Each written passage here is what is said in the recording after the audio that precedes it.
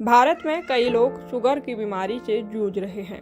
ऐसे में वे कई तरीके के उपाय अपनाते हैं, लेकिन फिर भी उन्हें बीमारी से निजात नहीं मिल पाता है। ऐसे में हम आपके लिए एक बेहद ही गुणकारी पौधा लेकर आए हैं, जिसके पत्तों का सेवन करने से आपका शुगर लेवल हमेशा मेंटेन रहेगा। इस पौधे का नाम सहजन है, जो शुगर की बीमारी का रामबाण इलाज है। सवाल आपने पूछा, आपको मैं धन्यवाद करूंगा इसके लिए।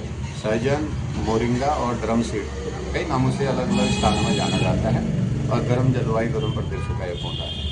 और वैसे कुमाऊं क्षेत्र में हल्द्वानी तक अच्छी फसल हम इसकी ले सकते हैं और कई लोग आज उस पर रोजगार के लिए अपने खेत खलिहान में लगा रहे हैं। तो जनपद बागेश्वर की देव की लघु बैठका में भी सहजन हमने रोपित कर रखा है और कई लोगों को पौधे भी दिए। तो अभी ड्रम सीड तो लग नहीं रही है, फिर भी पाले में बहुत उसे यहाँ बचाना काफ़ी कठिन जैसा हो जाता है, तो ग्रोथ भी उसकी यहाँ पर कम हो रही है। लेकिन जहाँ तक उसके मतलब महत्वपूर्ण उसकी जो भूमिका है, उसमें बड़ी मतलब रोग प्रतिरोधक क्षमताएँ सहजन के पत्तों में, उसकी जो ड्रम सीड जिसकी साग सब्जी भाजी हम खाते हैं, कच्चे भी खा सकते हैं, सुखाने के बाद कई सालों तक वो चलता है। और उसकी पत्तियों को ही हम सुखा के उनका काढ़ा ले लें या कच्चे उनको चबा के लाएँ या सब्जी उनकी बना के हम खाएँ, तो डायबिटीज से लेकर गठिया से लेकर बात जन्य बीमारियाँ और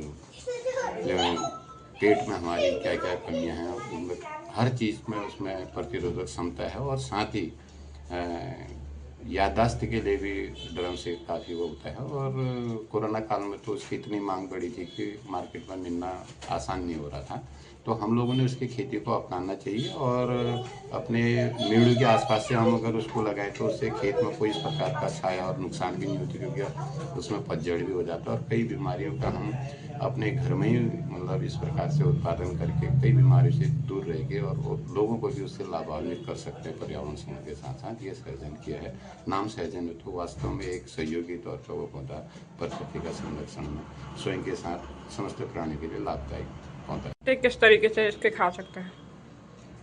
इसके पत्तों का हरा साग भी होता है। अगर इसको हम सुखा के रखना चाहें, उसका पाउडर बना के रखा जाए, तो पत्ते जब भी आप तोड़ें तो उसे छाया में सुखा के रखें। अगर धूप में सुखाएं तो उसमें जो उसका केमिकल या उसमें जो गुण होते हैं वो धूप से उड़ जाते हैं। इसलिए जब भी सुखा के रखना है तो छाया में ही सुखा के रखें। और कहीं से भी आपके पास सहजन की पत्तियाँ आती हैं इधर उधर से, तो अगर आपके क्षेत्र में नहीं होता तो उन्हें आप 5-6 महीने तक भी अगर सही जगह रखें तो उसका दवा के हिसाब से बहुत अच्छा उपयोग कर सकते हैं। हाँ, उसमें जैसे उच्च रक्तचाप वालों को अगर ऐसी समस्या है तो उन्होंने कम कर देना चाहिए, नहीं खाना चाहिए कुछ समय के लिए।